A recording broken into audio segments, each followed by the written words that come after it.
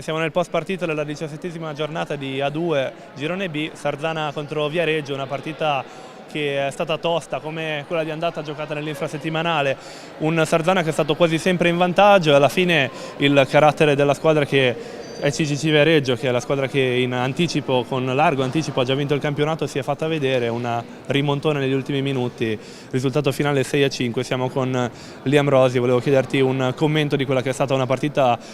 anche fisicamente sicuramente pesante su questa pista, magari perché comunque nonostante il distacco che c'è tra le due squadre, se ne parlava anche con l'allenatore nel prepartita, le motivazioni fanno tanto e giustamente un Viareggio che al momento se la può prendere un po' più serenamente forse. Sì, guarda, sono state due partite complicate, loro si devono salvare, quindi sapevamo che giocavano col coltello tra i denti.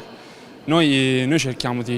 ormai di finire il campionato imbattuti, è diciamo, l'unico obiettivo che ci rimane. E questa poi è una pista complicata da giocarci per le dimensioni, per il fondo che è diverso dal nostro, quindi complimenti al Sarzana sia all'andata che al ritorno. E speriamo che con quello che abbiamo visto in pista io credo che si salvino senza particolari problemi, perché hanno dimostrato di giocare due ottime partite, perciò penso che si meritano di restare in categoria.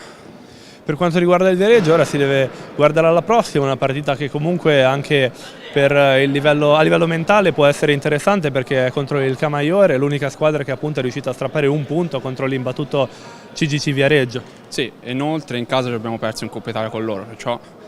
anche lì si rimarca il fatto che vogliamo finire il campionato imbattuti, perciò e con loro c'è una scusante in più per dare tutto e cercare di vincere l'ultima partita in casa del campionato, che è stato positivo.